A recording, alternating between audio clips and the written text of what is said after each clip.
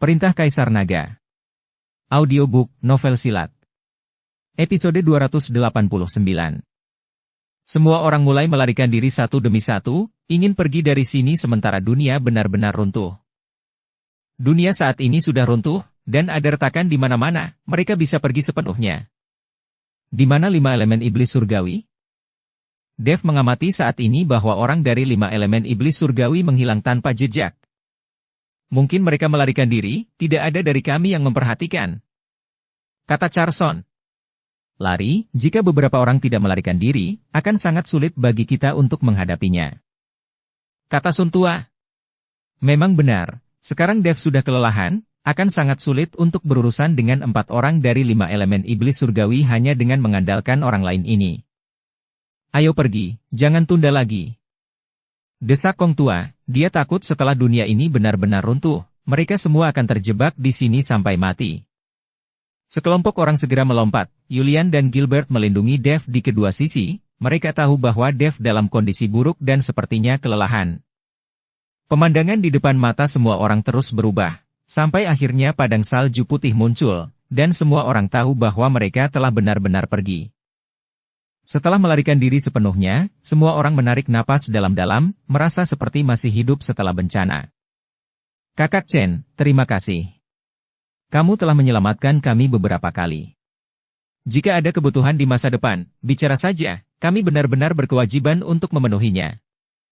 Sekarang mereka telah melarikan diri, tempat harta karun adalah jebakan besar, mereka tidak mendapatkan apa-apa, dan hampir mati di dalam. Jadi mereka bertiga berencana untuk meninggalkan tanah utara yang ekstrim ini. Mungkin saya tidak akan pernah berani datang lagi dalam hidup saya. Beberapa senior, saya menyesal memiliki tenggat waktu. Dev menangkupkan tangannya. Ketiganya berbalik dan pergi, dan segera sosok mereka menghilang ke padang salju yang luas. Pada saat ini Carson juga memandang Dev dan berkata, "Adik laki-laki, tidak peduli keluhan apa yang kau dan aku alami sebelumnya, tapi kali ini, aku, Carson Ning, berutang budi padamu, dan aku akan pergi juga. Tapi aku akan mengingat jasamu hari ini." Patriark Ning, selamat tinggal, Dev mengangkat tangannya. Carson pergi, diikuti oleh hanya 2 pelayan dari keluarga Ning, awalnya ada lebih dari selusin orang, tetapi sekarang hanya tersisa 3, dan bahkan putranya tidak ada di sini. Apa yang disebut tanah harta karun ini benar-benar berbahaya. Tuan Chen, kami juga mengucapkan selamat tinggal. Rahmat menyelamatkan nyawa tidak akan pernah terlupakan. Barney dan biksu biasa melangkah maju dan menangkupkan tangannya ke arah Dev. Tak satu pun dari kultivator biasa ini memiliki tingkat kultivasi yang lebih tinggi daripada Dev, tetapi saat ini di depan Dev, mereka semua hormat. Rekan Taois, hati-hati. Kalian harus pergi bersama sebanyak mungkin. Sekarang 5 elemen iblis surgawi telah melarikan diri dan masalah Liga Iblis tersegel telah terungkap. Mereka pasti akan menemukan cara untuk membunuh siapapun yang mengetahui cerita dalamnya, jadi kamu akan sangat berbahaya dan harus tetap waspada. Dev menoleh ke Barney untuk mengingatkan. Bagaimanapun, mereka bertiga sangat kuat, dan Carson, sebagai kepala keluarga Ning, juga memiliki pengaruh tertentu, tetapi Barney dan pembudidaya biasa lainnya berbeda. Kebanyakan dari mereka bertarung sendirian, dan ketika mereka menjadi sasaran Liga Iblis tersegel, mereka hanya bisa dibantai. Terima kasih, Tuan Chen, telah mengingatkan kami bahwa kami akan pergi bersama, tetapi Anda harus lebih memperhatikan. Liga Iblis penyegel hampir ada di seluruh dunia surga dan manusia, dan mereka memiliki banyak mata-mata. Barney juga mengingatkan Dev. Di ujung utara ini, Liga Iblis tersegel tidak berani main-main. Jika mereka berani menargetkan Tuan Chen, keluarga Gao saya akan membiarkan mereka datang dan pergi. Kata Gilbert dengan percaya diri. Selama Liga Penyegelan Iblis berani menargetkan Dev di ujung utara, keluarga Gao pasti tidak akan duduk diam. Gerard Gao tidak akan diam. Menargetkan Tuan Chen di ujung utara, klan pelatihan tubuh kuno kami tidak akan diam. Gilbert baru saja selesai berbicara ketika sebuah suara tua terdengar. Tidak jauh dari sana, Patriark dari klan pemurnian tubuh kuno datang perlahan, diikuti oleh Walton, Watt, dan Ruby. Patriark, kenapa kamu ada di sini? Dev tampak terkejut. Ketika Gilbert melihat anggota klan pelatihan tubuh kuno, ekspresinya tiba-tiba menjadi tegang. Hanya ada beberapa keluarga Gao yang dia bawa sekarang, dan sekarang para patriark dari klan pemurnian tubuh kuno telah datang, bagaimana mereka bisa menjadi lawan? Tapi patriark dari klan pelatihan tubuh kuno bahkan tidak melihat Gilbert, dan langsung berjalan ke arah Dev. Bagaimana? Apakah kamu mendapatkan harta karun itu? Tanya patriark. Dev mengangguk. Aku mengerti, dan kemudian aku mengeluarkan latihan dan harta dari klan pelatihan tubuh kuno dari cincin penyimpanan. Melihat ini, sang patriark begitu saja menyimpan semua barang itu. Dev tidak mengatakan apa-apa, lagi pula, yang dia inginkan adalah pil jiwa es. Dan sekarang setelah dia mendapatkan pil jiwa es, dia juga tidak menginginkan harta dari keterampilan klan pemurnian tubuh kuno ini. Apakah kamu mendapatkan apa yang kamu inginkan? Sang patriark terus bertanya. Dev mengangguk lagi. Dimengerti. Yang lain tampak bingung, tidak mengerti apa yang mereka bicarakan. Dev, apakah kamu baik-baik saja beberapa hari ini? Ruby berlari ke depan, memeluk Dev dengan erat dan bertanya. Aku baik-baik saja. Dev membelai kepala Ruby dengan lembut. Baru beberapa hari sejak mereka berpisah, seperti 3 musim gugur di antara mereka berdua. Ayo pergi, kata sang patriark.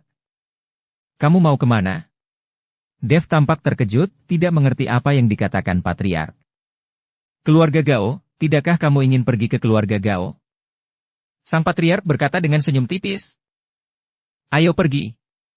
Dev mengangguk. Tapi dia sedikit terkejut, apa yang dilakukan patriark dari klan pemurnian tubuh kuno ke keluarga Gao? Pada saat ini, Gilbert dalam keadaan bingung. Klan pemurnian tubuh kuno ini selalu berselisih dengan keluarga Gao. Mengapa patriark dari klan pelatihan tubuh kuno berani pergi ke keluarga Gao? Apakah Anda tidak takut ditangkap? Tetapi ketika semua orang bingung, patriark dari klan pemurnian tubuh kuno berbalik dan berjalan ke arah keluarga Gao. Melihat ini, Dev hanya bisa membawa Julian dan yang lainnya untuk mengikuti. Barney dan para pembudidaya biasa semuanya mengucapkan selamat tinggal. Sepanjang jalan, meskipun Dev sangat ingin bertanya kepada patriark dari klan pelatihan tubuh kuno mengapa dia berani pergi ke keluarga Gao, tetapi dia tidak pernah bertanya. Setelah hampir seharian berlari, semua orang bergegas ke rumah Gao. Saat ini, Gerard sepertinya sudah menebak kedatangan semua orang, dan menunggu di depan pintu lebih awal. Ketika patriark klan pemurnian tubuh kuno bertemu Gerard, tidak ada ketegangan seperti yang dibayangkan semua orang, tetapi sebaliknya senyuman persahabatan. Melihat kedua orang itu saling memandang dan tersenyum, Dev merasa kulit kepalanya mati rasa. Dia selalu merasa bahwa kedua orang ini sepertinya menipu dirinya sendiri. Kakak. Gilbert melangkah maju dengan bingung, ingin bertanya pada Gerard, apa yang terjadi? Mengapa patriark dari klan pemurnian tubuh kuno datang dan dia tidak menangkapnya? Gerard melambaikan tangannya, dan kemudian berkata kepada patriark dari klan pemurnian tubuh kuno. Perjamuan sudah siap, silahkan. Patriark dari klan pemurnian tubuh kuno masuk bersama mereka. Dev juga mengikuti, memandang Gerard dan berkata. Patriark Gao, apa yang terjadi? Tuan Chen, kami akan menjelaskannya nanti. Gerard sedikit tersenyum. Dev. Ketika Helena dan Juliet melihat Dev kembali, mereka semua bergegas mendekat. Keduanya tidak segan-segan memegang Dev dengan erat. Ruby di samping menyaksikan adegan ini dengan ekspresi yang sangat rumit di wajahnya. Meskipun dia tahu bahwa Dev memiliki wanita lain. Dia juga memikirkan gambar semacam ini, tetapi ketika dia melihatnya dengan matanya sendiri, dia masih memiliki beban psikologis. Ini sangat tidak nyaman. Lagi pula, selama periode waktu ini, dialah yang menemani Dev dan hanya disukai oleh Dev. Sekarang tiba-tiba ada seorang wanita yang bersaing untuk mendapatkan Dev, yang membuat Ruby tidak nyaman. Helena, Juliet, ini Ruby Liu yang kuceritakan padamu.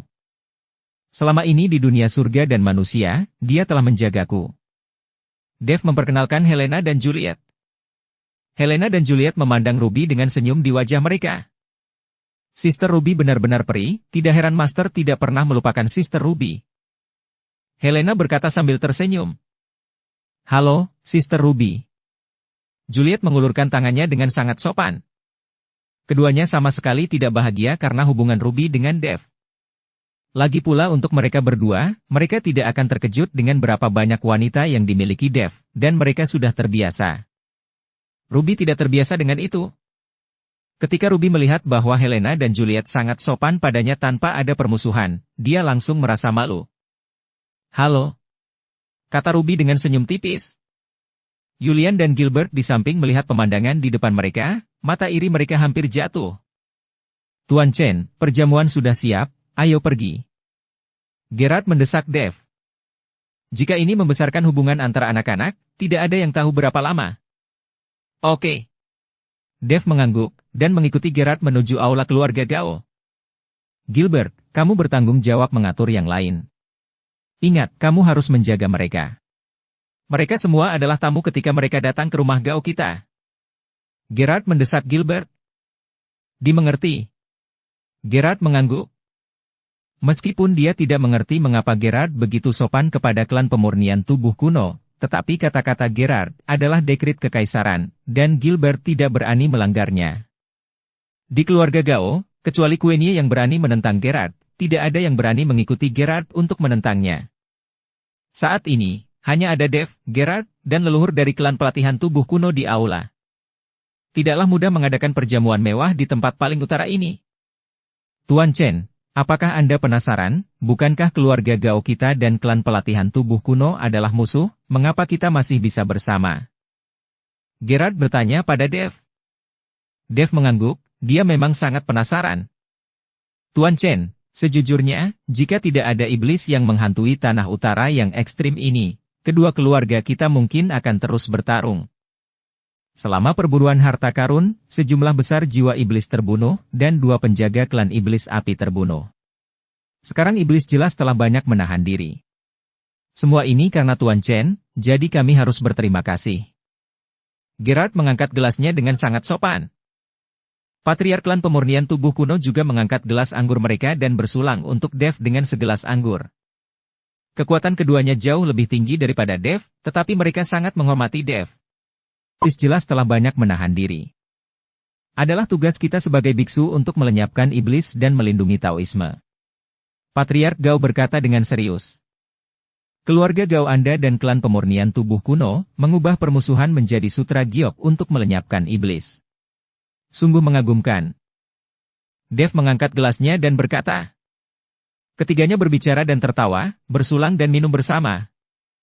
"Patriark Gao, Patriark klan tubuh kuno, sekarang aku telah mendapatkan pil jiwa es, dapatkah kamu memberitahuku identitas putri dari Kabupaten Jialing?"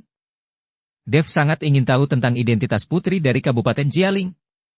Mampu mengetahui banyak hal tentang ujung utara, mengetahui harta karun klan pemurnian tubuh kuno, dan bahkan memiliki bagian dari token Raja Dewa dari klan pemurnian tubuh kuno. Yang paling penting adalah putri dari Kabupaten Jialing benar-benar tahu bahwa ada pil jiwa es di tanah harta karun. Ini adalah rahasia dari klan pelatihan tubuh kuno. Gerard dan Patriark dari klan pelatihan tubuh kuno saling memandang dan tersenyum, semua menggelengkan kepala. "Tuan Chen, karena Anda mendapatkan pil jiwa es, mengapa Anda tidak pergi dan bertanya sendiri pada putri Kabupaten Jialing?" Gerard berkata sambil tersenyum. Melihat mereka berdua tidak mengatakan apa-apa, jadi Dev tidak bertanya lagi. Setelah makan, Gerard awalnya ingin Dev tinggal di rumah keluarga Gao selama 1 malam lagi, tetapi Dev sangat ingin kembali, dia ingin memberikan kembali pil jiwa es secepat mungkin, sehingga putri dari Kabupaten Jialing dapat menyembuhkan Yan Sihe. Kemudian mereka akan bergegas kembali ke kota Kekaisaran Iblis, menyingkirkan harimau itu, dan merebut kembali kota Kekaisaran Iblis. Dia juga harus pergi ke kota Raja Mingli untuk menemukan busur Raja Dewa miliknya. Tapi ada juga Raja Elang Guntur, Liga Penyegelan Iblis, dan lainnya. Kurasa mereka akan membuat masalah sendiri saat itu. Dev merasa banyak hal yang menunggunya. Tetapi mereka sangat menghormati Dev. Melihat Dev ingin kembali secepat mungkin, Gerard tidak memaksanya untuk tetap tinggal. Dev mengajak Ruby, Helena, Juliet, dan Julian untuk mengucapkan selamat tinggal kepada semua orang. "Patriark Gao, Patriark klan tubuh kuno, aku akan pergi sekarang, tapi aku butuh bantuanmu untuk sesuatu." Dev berkata, dan memberitahu mereka berdua tentang menemukan Yuki. Yuki hilang di ujung utara, jadi biarkan keduanya menemukan informasi yang berguna. "Tuan Chen, jangan khawatir, Selama pacar Anda tidak meninggalkan ujung utara, kami pasti akan menemukan cara untuk menemukannya. Kata Gerard dengan percaya diri. Meskipun tanah di ujung utara sangat luas, tidak ada artinya bagi kedua keluarga kita. Sangat mudah untuk menemukan seseorang. Selama pacarmu tidak ditangkap oleh iblis, kata sang patriark. Dev tidak tahu siapa yang membawa pergi Yuki dan apakah ada bahaya, tapi dia tidak punya waktu untuk tinggal di ujung utara untuk mencarinya sekarang. Saat ini Queenie juga berada di antara kerumunan, menatap Dev dengan ekspresi sedih di matanya. Saya tidak tahu kapan Dev mendapat tempat di hati Queenie. Saudari Queenie, apakah kamu ingin pergi bersama kami? Helena memandang Queenie dan bertanya. Selama ini, mereka menjadi sangat akrab dengan Queenie. Queenie tersenyum, tetapi tidak berbicara, karena dia tahu bahwa untuk mengikuti Dev, dia harus menjadi wanitanya, tetapi Queenie belum menjadi wanita Dev. Master, mengapa Anda tidak membawa saudari Queenie juga? Helena bertanya. Uhup. Helena, jangan bicara omong kosong. Dev terbatuk malu. Terlalu berlebihan untuk mengatakan hal seperti itu di depan kakaknya. Queenie adalah individu, bukan komoditas, jadi jika Anda mengatakannya, Anda akan menerimanya. Nona Gao, jangan tersinggung dengan sikap Helena yang belak-belakan. Dev buru-buru meminta maaf kepada Queenie. Setelah mengucapkan selamat tinggal dengan tergesa-gesa, Dev dan yang lainnya pergi. Dev takut Helena berbicara omong kosong lagi. Queenie menatap punggung Dev, matanya penuh kesedihan. Dia benar-benar ingin mengikuti Dev, tetapi dia tidak tahu apakah Dev memiliki dirinya hatinya. Dan dia juga enggan berpisah dengan kerabatnya. Dev, akankah kita bertemu lagi di masa depan? Queenie berteriak keras saat ini. Dev menghentikan langkahnya, menoleh untuk melihat Queenie dan berkata. Ya. Dev pasti akan datang ke ujung utara lagi, karena Yuki belum ditemukan. Setelah berurusan dengan hal-hal lain, dia akan datang mencari Yuki. Queenie, apakah kamu menyukai Tuan Chen? Gerard memandang Queenie dan bertanya. Kakak, jangan bicara omong kosong. Queenie menolak untuk mengakuinya. Oke, emosi di matamu tidak bisa menipu siapapun, tapi normal bagi seorang jenius seperti Tuan Chen untuk menarik perhatian banyak perempuan. Ingat, kamu harus berjuang untuk kebahagiaanmu sendiri. Kata Gerard sambil tersenyum tipis. Queenie memandang Gerard, sepertinya memahami sesuatu, dan mengangguk dengan penuh semangat. Tepat ketika Dev dan yang lainnya pergi ke Kabupaten Jialing, Thomas Zuo, pemimpin Liga Penyegelan Iblis yang jauhnya ribuan mil di ujung utara, merasa sedikit gelisah saat ini. Apakah belum ada berita dari 5 elemen iblis surgawi? Thomas bertanya dengan wajah muram. Pemimpin, belum ada berita. Pelayan itu dengan cepat menjawab. Berapa hari telah berlalu, dan tidak ada berita sama sekali, bagaimana kamu melakukannya? Thomas mengerutkan kening. Dia tidak tahu apa yang terjadi, tapi dia selalu gelisah. Anda harus tahu bahwa mereka akan ditolak dan diburu oleh semua orang karena hal-hal buruk yang mereka lakukan. Liga Penyegelan Iblis bergantung pada menghilangkan iblis dan mempertahankan jalan yang benar, merekrut anggota untuk memperkuat dirinya sendiri, tetapi diam-diam berkolusi dengan iblis untuk melindungi iblis. Tentu saja, setan-setan ini juga akan membantu Thomas untuk melenyapkan para pembangkang, dan juga akan memberikan banyak sumber daya kepada Liga Penyegelan Iblis. Bagaimanapun, ras iblis juga merupakan salah satu dari 3 ras besar di masa lalu, dan mereka memiliki banyak sekali sumber daya. Tetapi jika hal ini diketahui orang luar, maka akan sulit bagi mereka untuk berkeliling dunia manusia surgawi. Laporan? Tepat ketika Thomas mengerutkan kening, seseorang bergegas melapor. Ada apa? Apakah ada berita dari 5 elemen iblis surgawi? Thomas buru-buru bertanya. Pemimpin, memang ada berita. Itu adalah berita dari Huosha. Pelayan menjelaskan tentang laporan. Apa? Jinsa mati? Bagaimana dia bisa mati? Thomas sangat terkejut. Orang harus tahu bahwa Jinsa adalah seorang kultivator di puncak alam komposit, dan akan menerobos ke alam kesengsaraan transendensi. Bagaimana dia bisa dibunuh dengan begitu mudah? Selain itu, 5 orang dikirim bersama, jadi kenapa Jinsa dibunuh sendiri? Thomas tidak tahu kenapa. Pemimpin, Karena waktu untuk slip giok transmisi suara terbatas, jadi dia tidak menjelaskannya secara detail. Pelayan itu tidak tahu cerita di dalamnya, jadi dia tidak bisa mengikuti Thomas untuk menjelaskannya. Beritahu orang lain tentang 5 elemen iblis surgawi dan segera kembali kepadaku. Aku ingin campur tangan secara langsung. Itu terlalu keterlaluan. Thomas takut 5 elemen iblis surgawi terlibat dalam konflik dan membunuh Jinsa. Lagi pula, Jinsa dari 5 elemen iblis surgawi adalah yang terkuat, jadi dia pasti akan membuat iri orang lain. Setelah menerima pemberitahuan Thomas Zuo, 5 elemen iblis surgawi lainnya juga menjadi gugup. Hal-hal menjadi seperti ini, dan rahasia internal inti dari Liga Penyegelan Iblis juga dibocorkan oleh mereka. Jika ini masalahnya, itu akan menjadi jalan buntu bagi mereka untuk kembali. Prioritas utama kita adalah membunuh semua orang yang mengetahui cerita di dalamnya. Jika tidak, setelah berita menyebar, kita mungkin akan kesulitan bahkan untuk mati. Yusa mengerutkan kening dan berkata dengan cemas. Ya, apa yang Yusa katakan benar. Jika kita kembali seperti ini, pasti tidak akan ada buah yang enak untuk dimakan. Kita harus bertindak terpisah dan membunuh semua orang yang mengetahui cerita di dalamnya. Mata Wosa penuh dengan niat membunuh. Keempatnya mendiskusikannya, dan kemudian mulai membagi menjadi beberapa kelompok untuk mencegat dan membunuh para praktisi biasa itu, anggota keluarga Ning, dan Dev dan yang lainnya. Selama Anda tidak meninggalkan ujung utara ini, berita tidak akan menyebar dalam waktu singkat.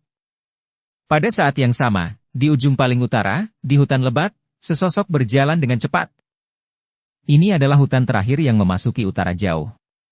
Setelah melewati sini, Anda akan memasuki utara jauh. Di belakang Anda ada lapangan salju yang luas. Sulit untuk melihat pepohonan hijau yang subur. Di dalam hutan, suara monster terus terdengar, tapi setelah monster-monster ini mendekati sosok itu, mereka semua secara sukarela menyerah. Di bawah sosok itu, ada seekor harimau putih murni dengan mata merah. Orang ini tidak lain adalah Yih yang dirawat oleh sang putri di Kabupaten Jialing. Setelah Dev pergi, putri dari Kabupaten Jialing mengeluarkan racun di tubuh Yih. Sekarang Yih pergi ke ujung utara untuk menemukan Dev. Dia takut Dev akan berada dalam bahaya. Tetapi pada saat ini, tiba-tiba 2 orang langsung melompat keluar dan menghentikan Yih. Mereka menatap lurus ke arah harimau putih yang diduduki Yih. Harimau putih ini juga merupakan tunggangan yang dijinakkan Yih untuk sementara, sebagai kaisar iblis. Jika dia ingin menjinakkan beberapa monster, itu mudah.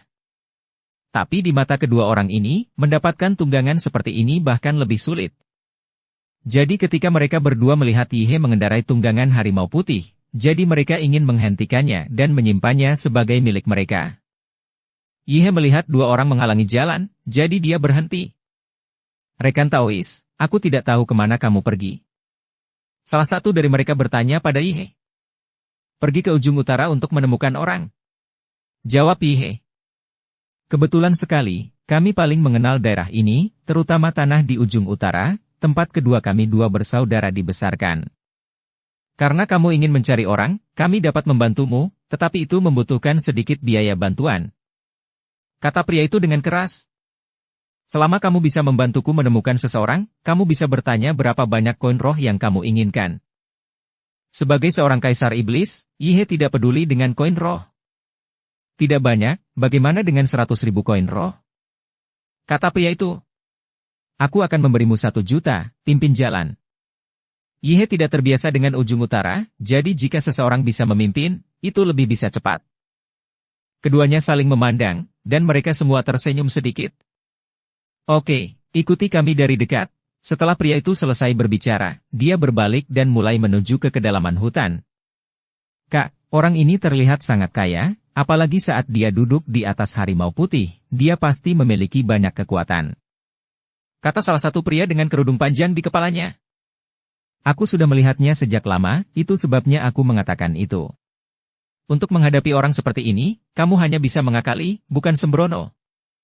Pria lain mengangkat mulutnya sedikit. Bagaimana cara kita mengakalinya? Tanya pria berkerudung panjang di kepalanya. Bodoh, bawa dia ke wilayah kita. Saat waktunya tiba, lepaskan monster yang kita besarkan dan telan orang ini secara langsung. Uang di tubuhnya dan harimau putih yang dia duduki akan menjadi milik kita semua. Pria lain berkata dengan bangga. Kakak memang pintar, pria berkerudung panjang di kepalanya langsung memuji. Yihe dari belakang hanya melihat dua orang di depan sambil mencibir. Dia tahu persis apa yang mereka berdua pikirkan, tetapi mereka berdua benar-benar berpikir bahwa Yihe tidak tahu apa-apa. Saat mereka terus masuk lebih dalam, ada gelombang raungan rendah dari seluruh hutan. Rekan Taois, kamu harus berhati-hati, ada terlalu banyak monster di sini, sangat berbahaya. Beruntung kamu bertemu kami berdua hari ini, biarkan kami membawamu keluar dari di sini, kalau tidak kamu mungkin tidak bisa keluar sama sekali. Pria itu melihat kembali ke Yihe dan berkata, dia takut Yihe tidak akan bisa pergi setelah mendengar begitu banyak monster meraung rendah. Jadi, berapa banyak aku harus berterima kasih pada kalian berdua? Kata Yihe dengan senyum tipis. Tidak perlu untuk itu. Karena Anda membayar kami untuk mempekerjakan kami, inilah yang harus kami lakukan. Setelah pria itu selesai berbicara, dia mengedipkan mata pada pria di sampingnya. Pria dengan syal panjang diam-diam mengeluarkan sekantong bedak dari lengannya, lalu mengibaskannya ke tanah. Aroma aneh tercium keluar, dan tak lama kemudian ada langkah kaki kacau di sekitar hutan. Lusinan monster segera mengepung Yihe dan yang lainnya. Oh, kenapa ada begitu banyak monster? Ini menyusahkan. Teriak pria terkemuka. Dia sengaja memanggilnya ke Yihe, agar Yihe tidak mencurigai mereka berdua. Itu benar, mengapa tiba-tiba ada begitu banyak monster yang muncul? Terlalu menakutkan. Pria lain dengan kerudung panjang di kepalanya juga berteriak. Yihe menyaksikan penampilan keduanya, dan tiba-tiba tertawa. Tidak perlu berakting lagi, kamu ingin menipuku di sini, apa yang kamu inginkan? Ketika keduanya mendengar ini, Yihe benar-benar mengetahui rencana mereka, dan segera berhenti berpura-pura. Rekan Taois, serahkan uang dan tungganganmu, dan kami tidak akan menyakiti hidupmu, bagaimana menurutmu? Pria terkemuka itu bertanya. Berdasarkan kalian berdua, apakah kamu lawanku? Kata Yihe dengan senyum dingin. Bukan hanya kami berdua di sini. Lusinan monster ini semuanya dibesarkan oleh kami. Selama kami memberi perintah, kami akan mencabik-cabikmu. Pria terkemuka itu berkata dengan bangga. Benarkah? Kenapa aku tidak mempercayainya? Yihe memiliki ekspresi lucu di wajahnya. Kamu tidak percaya padaku? Kalau begitu akan kutunjukkan. Melihat bahwa Yihe tidak percaya, pria berkerudung panjang itu menjentikkan jarinya dan berkata pada iblis serigala. Pergilah, gigit dia. Tapi serigala iblis itu berdiri tak bergerak, seolah-olah dia tidak mendengarnya sama sekali. Pria itu tertegun sejenak, lalu berkata dengan keras lagi. Gigit dia. Serigala iblis itu masih tidak bergerak. Pada akhirnya, pria itu menjadi cemas, dan mengeluarkan sebungkus bubuk lagi dan melambaikannya dengan santai, kali ini aromanya bahkan lebih kuat. Gigit dia untukku. Pria itu meraung, tapi tidak ada monster yang bergerak. Kali ini, keduanya tercengang, mereka tidak tahu mengapa monster-monster ini tidak patuh. Mereka sepertinya tidak mendengarkanmu sama sekali, tetapi jika aku mengatakan sesuatu, mereka pasti akan mendengarkan. Setelah Yihe selesai berbicara, dia melambai dan berkata, turun. Lusinan monster semuanya berbaring dengan patuh di sesaat di tanah.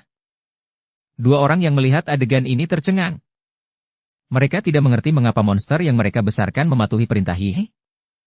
Tepat ketika Yihe ingin bermain dengan kedua pria itu, dia tiba-tiba sedikit mengernyit. Dia sepertinya merasakan keberadaan Dev. Dan Dev pasti dalam bahaya saat ini. Jika dia bisa merasakan, itu membuktikan bahwa dia tidak akan jauh dari Dev.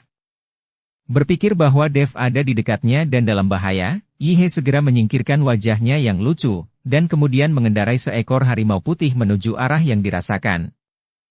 Kamu mau lari? Pria berkerudung panjang itu melihat Yihe melarikan diri dengan harimau putih tiba-tiba, mengira dia ketakutan, jadi dia melompat dan bergegas menuju Yihe. Yihe khawatir tentang keselamatan Dev saat ini, dan pria berpandangan pendek ini sebenarnya ingin menghentikannya, yang langsung membuat Yihe marah. Mencari kematian? Yihe berteriak keras, dan dengan lambaian tangannya, hembusan nafas seperti tornado. Kemudian pria dengan kerudung panjang di kepalanya melihat ini, dan sebelum dia sempat bereaksi, dia langsung dihancurkan oleh nafas ini. Bahkan tidak ada sisa mayat yang tertinggal. Kali ini, pria yang tersisa tertegun. bunuh dia sampai mati. Setelah Hihe selesai berbicara, sosoknya menghilang seketika. Dan lusinan monster itu bergegas menuju pria yang tersisa bersama-sama. Mereka tidak tahu seperti apa keberadaan Hihe sampai mereka mati. Saat ini, Dev dan yang lainnya memang dalam bahaya. Awalnya, beberapa orang hendak keluar dari ujung utara, tetapi mereka dihentikan oleh seseorang. Nah, tidakkah kamu mengharapkan ini? Aku akan menghentikanmu di sini. Huosa memandang Dev dan yang lainnya dengan cibiran di wajahnya. Meskipun Huosa sendiri adalah satu-satunya saat ini, Dev sama sekali tidak santai. Dukung channel Novel Silat dengan subscribe, follow, like, komen dan share. Sekarang tubuhnya belum pulih sepenuhnya, dia tidak punya cara untuk berurusan dengan Huosa. Yulian hanya berada di peringkat ke-7 dari alam komposit, dan dia tidak bisa menjadi lawan Huosa. Adapun Ruby, Helena, bahkan lebih mustahil bagi mereka untuk menjadi lawan Huosa. Meskipun Helena menyerap buah guntur langit dan menerobos ke peringkat ketiga alam komposit, tetapi dibandingkan dengan Huosa, itu hanyalah penyihir kecil. Adapun, buah guntur langit juga mengizinkannya mencapai peringkat kelima alam murni, tetapi alam murni ada di dunia surga dan manusia, jadi itu bukan apa-apa. Apakah hanya kamu? Di mana temanmu? Keluar bersama. Dev bertanya dengan tenang. Dia perlu tahu apakah Huosa adalah satu-satunya. Kamu tidak harus mengatakan itu, hanya ada aku sekarang. Adapun yang lain, tentu saja mereka akan mencegat para pembudidaya biasa dan keluarga Ning. Anda bisa pergi sendiri dengan mudah. Huosa berkata tanpa ragu. Karena dalam pandangannya, Dev dan yang lainnya hanyalah ikan di atas pelat besi, dan mereka dibiarkan disembelih sendiri. Tuan Chen, saya akan menahannya, Anda duluan. Yulian dengan wajah serius, dia berdiri di depan Dev. Sekarang, di antara sedikit dari mereka, dia adalah satu-satunya yang bisa melakukan dua gerakan dengan Huosa. Huosa menatap Yulian dengan jijik, dan melambai. Yulian langsung terbang oleh lambaian Huosa. Yulian? Dev melangkah maju untuk memeriksa dan menemukan Yulian itu tidak mengancam jiwa, jadi saya menghela nafas lega. Itu hanya peringkat ke-7 dari alam tubuh komposit, dan Anda berani berbicara. Huosa mengangkat mulutnya dan berkata. Dev menatap Huosa dengan dingin, matanya penuh amarah.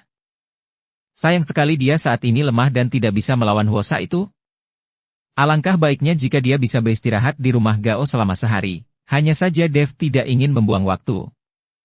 Dia tidak menyangka orang-orang dari 5 elemen iblis surgawi ini berani mencegat mereka di tengah jalan. Nak, aku akan membiarkanmu mati dengan cepat. Setelah aku membunuhmu, aku bermain dengan anak-anak ayam ini. Kata Huosa dengan seringai di wajahnya. Helena dan yang lainnya mendengarkan kata-kata Huosa, dan masing-masing memasang ekspresi marah. Begitu jelek.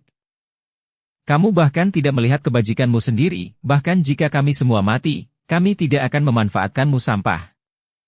Helena meludahi Huosa dengan keras. Dan Anda berani berbicara. Jika dia tidak diturunkan ke dunia sekuler dan kekuatannya telah sangat berkurang, giliran Huosa untuk memamerkan kekuatannya di sini, dan Helena akan menamparnya sampai mati dengan satu tamparan. Karena kamu tidak takut mati, maka aku akan memenuhimu. Setelah Huosa selesai berbicara, dia mengangkat tangannya, dan nyala api yang mengerikan segera memenuhi seluruh langit. Dalam sekejap, di langit, dua monster yang berubah dari api meraung dan berguling terus-menerus. Api naik dari tubuh mereka, menyebabkan suhu di sekitarnya naik dengan cepat. Kedua monster itu menatap Dev dan yang lainnya dengan 4 mata, dan kemudian di bawah komando Huosa, mereka tiba-tiba bergegas menuju Dev. Sekarang selama Dev ditangani, Huosa tidak perlu mengkhawatirkan sisanya. Bahkan jika saya berdiri diam, orang-orang ini sama sekali tidak ingin melukai diri saya sendiri. Master. Melihat ini, Helena langsung melonjak ke udara, langsung berubah menjadi Phoenix api yang menyala-nyala, dan api membumbung dari sayap yang terbuka. Phoenix api? Ternyata itu adalah binatang ilahi dalam bentuk manusia, dan sekarang aku bisa menghasilkan banyak uang. Melihat penampilan Phoenix api, Huosa berteriak dengan penuh semangat. Helena, mundur. Melihat ini, Dev buru-buru berteriak untuk berhenti. Dia tahu bahwa tidak mungkin Helena menjadi lawan Huosa, perbedaan kekuatan antara keduanya terlalu besar. Master, kamu. Helena mengepakkan sayapnya, dia tidak takut mati, tapi dia tidak bisa membiarkan Dev terluka. Cepat mundur. Dev segera mengorbankan pedang pembunuh naga, dan berteriak keras pada Helena. Melihat ini, Helena hanya bisa perlahan mendarat. Dev memperhatikan dengan tenang, dan kedua monster itu terus berlari ke arah mereka dengan api. Perasaan panas bisa dirasakan bahkan bermil-mil jauhnya. Menghadapi Wosa sekarang, Dev tidak memiliki peluang untuk menang. Tapi dia harus menghadapinya, dia tidak bisa melihat wanitanya jatuh ke tangan pria lain. Bahkan jika dia akhirnya meledakkan dirinya, Dev tidak akan membiarkan Wosa berhasil. Terlebih lagi, Dev tidak perlu meledakkan dirinya sendiri, dia masih memiliki pil jiwa es di tangannya. Sekarang untuk berurusan dengan Wosa, Dev hanya bisa menelan pil jiwa es, dan kemudian dengan paksa menerobos dari tingkat keempat alam komposit. Ketika guntur bergemuruh di langit, Wosa tidak perlu ditakuti. Hanya saja jika ini terjadi, dia tidak akan bisa berbisnis dengan Putri Kabupaten Jialing. Saya tidak tahu apakah racun di tubuh Yihe bisa dihilangkan. Tapi ini adalah sesuatu yang tidak bisa dihindari, Anda tidak bisa hanya melihat Wosa membunuh mereka semua, dan kemudian Anda harus menelan pil jiwa es, kan? Tepat ketika Dev sedang menonton dua binatang yang berubah menjadi api bergegas ke arahnya, dan ragu apakah akan menelan PK jiwa es, tiba-tiba sesosok putih melintas melewati matanya. Segera setelah itu, saya melihat angin putih dan salju berjatuhan di seluruh langit, dan suhu yang awalnya meningkat menjadi sangat dingin saat ini. KKK. Untuk sesaat, segala sesuatu di sekitar tampak membeku, dan terdengar semburan suara yang membekukan. Segera, dua binatang iblis yang berubah dari api tidak bergerak pada saat ini, tubuh mereka terbungkus es tebal. Jadi ketika orang melihat pemandangan ini, mereka semua terkejut, tidak ada yang mengira apinya bisa membeku. Dev jatuh perlahan, dan di depannya, kristal es putih bersinar dengan cahaya, dan udara dingin terus menyebar ke sekeliling. Rasa dingin putih menyebar dengan kecepatan yang terlihat dengan mata telanjang, dan semua orang merasa suhunya turun drastis. Siapa kamu? Wosa sedikit mengernyit dan bertanya. Dan di tengah kabut salju putih, Queenie berdiri di samping Dev dengan kristal es di tangannya. Saat ini, Queenie berpakaian putih, mekar seperti teratai salju putih. Saudari Queenie. Melihat Queenie, Helena berteriak gembira. Dev tidak menyangka Queenie akan kembali, dia sedikit terkejut dan berkata, Nona Gao, kenapa kamu di sini? Jika aku tidak datang, kamu akan mati terbakar, kan? Queenie sedikit tersenyum. Kalimat ini membuat Dev merasa malu, dia memiliki pil jiwa es di tangannya, jadi kecil kemungkinannya dia akan mati terbakar, tetapi mungkin dia tidak dapat menyimpan pil jiwa es. Saudari Queenie, apakah kamu enggan berpisah dengan Master, lalu kamu mengejar kami? Kita semua bisa menambahkan. Jika kamu tidak bisa memuaskan Master, kamu bisa membagikannya untuk kami. Helena begitu tidak terkendali di depan begitu banyak orang. Kali ini Queenie cukup malu, lagi pula dia masih gadis besar. Dev juga menertawakan kata-kata Helena. Ruby dan Juliet keduanya tersipu dan menundukkan kepala, mereka tahu bahwa apa yang dikatakan Helena itu benar. Melihat Helena berbicara sembarangan, Dev terlalu malu. Helena, tutup mulutmu dan berhenti bicara omong kosong. Kata Dev seolah memelototi Helena.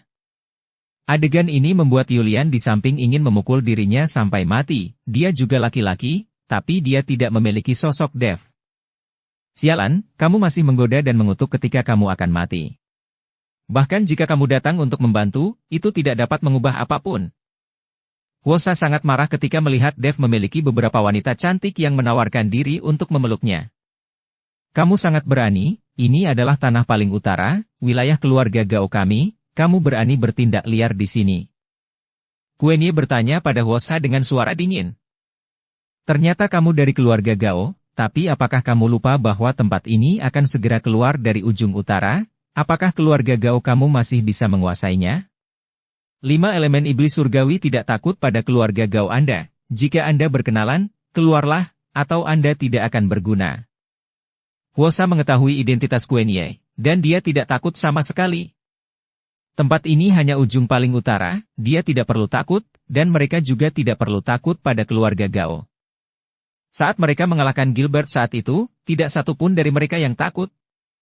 Karena kamu ingin mati, maka aku akan memenuhimu. Aku ingin kamu tahu kekuatan keluarga Gao kita di ujung utara. Queenie bersuara dengan dingin, dan dia mengikuti dengan genggaman, dua pedang yang membeku muncul. Nona Gao, pria ini jauh lebih kuat darimu, kamu bukan tandingannya. Melihat ini, Dev buru-buru berkata kepada Queenie. Meskipun Queenie kini telah mencapai peringkat ke-6 dari alam tubuh komposit, dia masih jauh di belakang Huosha. Jangan khawatir, aku punya kristal es yang diberikan oleh kakakku, yang bisa menahan apinya. Aku masih punya beberapa pecahan kristal es di sini, kamu harus menyerapnya dengan cepat untuk memulihkan kekuatanmu, atau siapapun yang datang ke sini bisa menggertak kamu, dan itu hilang. Kata Queenie, dan melemparkan tas ke Dev, yang sebenarnya berisi lebih dari selusin pecahan jiwa es dengan ukuran berbeda. Dev menatap Queenie dengan keterkejutan di matanya, tidak mengerti bagaimana dia mendapatkan begitu banyak pecahan es. Kakakku memberikannya kepadaku. Aku datang untuk mengejarmu, jadi aku tidak bisa melakukannya dengan tangan kosong. Ini bisa dianggap sebagai mas kawin. Queenie tersenyum tipis. Perkataan Gerard saat itu membuat Queenie membulatkan tekad untuk berinisiatif mengejar kebahagiaannya sendiri, karena Dev tidak buka mulut, maka dia akan mengambil inisiatif. Itu sebabnya Queenie menyusul. Mendengar kata mahar, Dev bingung untuk sementara waktu, karena dia tidak tahu mas kawin apa yang dia berikan pada Queenie. Mahar pernikahan? Saya kira saya bahkan tidak bisa memberi Queenie pernikahan yang lengkap pada akhirnya, jadi untuk apa dia memegang mas kawin yang begitu mahal? Queenie melihat keraguan Dev, jadi dia dengan bercanda berkata. Kamu tidak perlu khawatir menggunakannya. Jika kamu tidak menginginkanku, aku tidak akan mencarimu untuk mendapatkan kembali pecahan jiwa es ini. Dia mengatakannya dengan nada bercanda, tapi itu juga mengungkapkan hati Queenie. Dev mengangguk, dengan pecahan jiwa es ini, sebagian besar kekuatan Dev dapat dipulihkan. Meskipun tidak mungkin untuk membunuh Huosha, tetapi jika dia ingin pergi, Huosha tidak dapat menghentikannya sama sekali. Huosha sedang menonton dari samping, Queenie dibutakan oleh fakta bahwa dia benar-benar bisa memulihkan kekuatan Dev menjadi begitu banyak pecahan jiwa es. Sepertinya aku akan serius kali ini, selama kamu mati, aku akan melakukannya. Setelah selesai berbicara, Huosha bergegas menuju Queenie dengan kobaran api yang melilit tubuhnya. Mata Queenie sangat dingin, tanpa panik sedikit pun, dia tiba-tiba terbang dengan dua pedang di tangannya. Huosha mengulangi trik yang sama lagi, bertepuk tangan dengan api untuk berubah menjadi dua monster. Queenie juga tidak sopan, mengayunkan dua pedang es terus-menerus, dan menembakkan seberkas embun beku, langsung membekukan dua monster api. Dengan berkah kristal es, metode embun beku Queenie jelas jauh lebih kuat, mungkin karena Gerard takut Queenie akan berada dalam bahaya di tengah jalan, jadi Gerard membiarkan Queenie membawa banyak bersamanya. Aliran udara dingin ini menahan Huosha, membuatnya sedikit kesal. Dan Dev mengambil kesempatan untuk segera menyerap pecahan jiwa es untuk pulih. Julian, Helena, dan Juliet melindungi Dev. Saat ini, Dev tidak boleh membuat kesalahan. Di udara, Queenie dan Helena terus merapal mantra, meraung terus-menerus, angin dan hujan di dunia tiba-tiba berubah, dan suhu di sekitarnya menjadi semakin panas dan dingin. Seluruh langit terbagi menjadi setengah merah dan setengah putih dingin. Kedua kekuatan terus bertabrakan dan terjalin, jika tidak ada kristal es, Queenie tidak akan mampu menahannya. Huosha melihat bahwa jiwa dia terus seperti ini, itu akan menghabiskan terlalu banyak kekuatan fisiknya, belum lagi Dev kemungkinan besar akan segera pulih, jadi cahaya dingin muncul di matanya, dan seluruh tubuhnya terbakar dengan api yang berkobar. Kemudian sesosok api bergegas menuju Queenie. Queenie tidak terlalu banyak berpikir, dan menampar dengan satu telapak tangan, langsung membekukan sosok itu menjadi es. Ketika Queenie melihat ini, dia merasakan sesuatu di dalam hatinya, dia tidak menyangka Huosha akan membeku sendiri dengan begitu mudahnya. Namun saat Queenie sedang senang, Helena tiba-tiba berteriak. Saudari Queenie, hati-hati. Queenie terkejut, dan tiba-tiba merasakan angin kencang datang dari belakangnya. Queenie berusaha menghindar, tapi sudah terlambat, dan Huosha, yang berputar di belakangnya, menampar punggungnya dengan telapak tangan. Sosok yang keluar dari kobaran api barusan bukanlah Huosha, itu hanya penyamaran saja. Telapak tangan ini penuh dengan api yang menghanguskan, Queenie merasa seluruh tubuhnya diselimuti oleh gelombang panas. Bang! Tubuh Queenie jatuh dengan cepat, dan akhirnya jatuh ke tanah dalam sekejap. Saudari Queenie. Melihat ini, Helena bergegas untuk menunjukkan pandangan pada Queenie.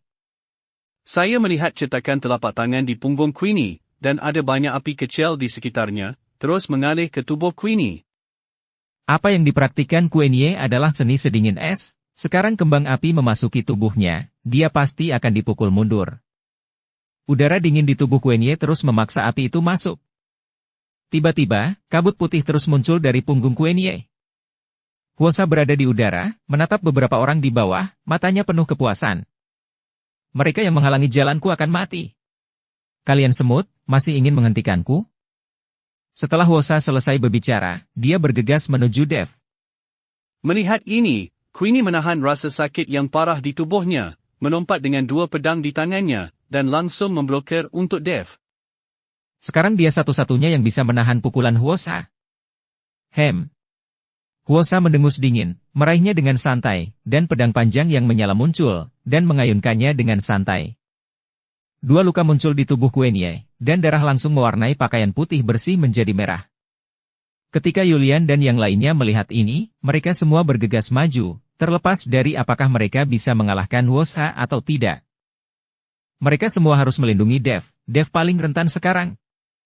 Bang-bang. Yulian, Ruby dan Helena juga diterbangkan oleh Huosa. Melihat Dev di depannya, sudut mulut Huosa terangkat, sekarang mata Dev sedikit tertutup, dan dia berjuang untuk menyerap energi pecahan jiwa es. Pergilah ke neraka. Diri di depan Dev. Huosa mengangkat pedang panjang yang menyala di tangannya. Juliet melemparkan dirinya ke Dev. Meskipun dia tahu itu sia-sia, dia tetap melakukannya. Dia lebih baik mati bersama Dev. Yulian menatap wanita-wanita ini, melindungi Dev dengan putus asa. Semuanya cukup berani untuk mati, dan mereka yang iri akan menangis. Andai saja ada wanita yang mau mengabdikan hidupnya untuknya. Huosa mengangkat pedang panjang yang menyala, melihat bahwa Juliet hanyalah seorang kultivator yang mengubah dirinya menjadi sebuah dunia, tetapi dia melemparkan dirinya ke arah Dev dengan berani dan memblokir pedang Dev. Itu juga sangat mengejutkan. Nah, apakah kamu menyelamatkan galaksi di kehidupan terakhirmu? Begitu banyak wanita yang rela mati untukmu. Semakin seperti ini, semakin aku akan membuat kematianmu menyakitkan. Iri dan cemburu, Huosa membiarkan api menjadi semakin gila. Tepat ketika pedang panjang hendak jatuh, Queenie berteriak keras, dan kristal es di tangannya tiba-tiba jatuh ke tanah. Kristal es langsung tertanam ke dalam salju dan tanah es. Segera, seberkas embun beku menuju Huosa dengan kecepatan yang terlihat dengan mata telanjang. Huosa bahkan tidak punya waktu untuk bereaksi, dan es mengembun dari telapak kakinya, langsung membekukannya menjadi patung es. Dan setelah kristal es melepaskan energinya, itu langsung berubah menjadi tumpukan bubuk. Meskipun kristal es hancur, Huosa dikendalikan, dan Queenie menghela nafas lega. Akhirnya, Juliet juga menghela nafas lega, lalu menatap Dev yang masih menyerap energi dari pecahan es. Tetapi ketika semua orang menghela nafas lega, mereka tiba-tiba teringat suara retakan kecil. Krak-krak-krak. Seolah-olah ada sesuatu yang pecah. Suaranya menjadi semakin keras dan semakin keras. Queenie tiba-tiba melihat ke atas, dan menemukan bahwa Huosa yang membeku, embun beku di tubuhnya dengan cepat retak. Hahaha, kamu masih ingin menjebakku. Huosa tertawa keras, semua embun beku di tubuhnya langsung hancur dan terbang keluar. Melihat pemandangan ini, Queenie dan Helena merasa malu. Queenie bahkan menghancurkan kristal es, dan masih tidak bisa mengendalikan Huosa, maka mereka tidak punya harapan. Juliet menjadi gugup lagi, memeluk Dev dengan erat, dan melindungi Dev di bawah tubuhnya. Huosa mencibir, dan memotongnya dengan satu pukulan pedangnya. Queenie dan Helena menyaksikan, tetapi mereka tidak bisa berbuat apa-apa, hati mereka ada di tenggorokan. Plak. Tiba-tiba, sebuah tangan besar mencengkeram pergelangan tangan Huosa dengan erat, mencegahnya jatuh bahkan 1 inci pun. Ekspresi Huosa berubah, dan dia menatap orang yang tiba-tiba muncul di depannya dengan kaget. Ruby terkejut. Helena juga terkejut saat melihat orang itu datang. Yeh datang, untungnya, dia datang tepat waktu, jika tidak, Dev akan menderita. Di antara orang-orang ini, hanya Ruby yang pernah melihat Yihe dan mengetahui tentang hubungan Yihe dengan Dev. Dan Helena juga mengenal Yihe, bagaimanapun, sebagai binatang dewa, dia masih mengenal 3 kaisar dan 4 raja dari klan binatang. Namun, Yihe tidak mengenal Helena. Ketika Helena diturunkan ke dunia sekuler, dia bertemu Dev untuk sepenuhnya berubah menjadi bentuk manusia. Itu normal bagi Yihe untuk tidak mengenalnya. Siapa kamu? Lepaskan aku sekarang, aku dari Liga Penyegelan Iblis. Hwosa melihat Yihe, lalu mengancam.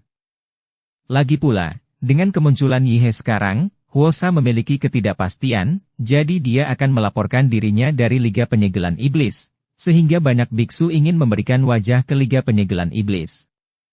Aku tidak peduli apa nama aliansimu. Jika kamu berani menyentuh Tuan Chen, kamu akan bosan dengan pekerjaanmu. Setelah Yihe selesai berbicara, dia menamparnya. Tubuh Hwosa, seperti layang-layang dengan tali putus, langsung terlempar ratusan meter. Anda harus tahu bahwa Hwosa adalah peringkat ke-9 dari alam tubuh komposit, dan alam semacam ini tidak terlalu rendah di alam manusia surgawi. Tapi sekarang, Hwosa, seorang biksu kelas 9 di alam komposit, terlempar ratusan meter jauhnya oleh tamparan Yihe. Hwosa tercengang, kecuali Ruby dan Helena, semua orang juga tercengang. Karena kekuatan Yihe, mereka terkejut. Bersambung ke episode 290. Dukung kami dengan subscribe, follow, like, komen dan share. Terima kasih.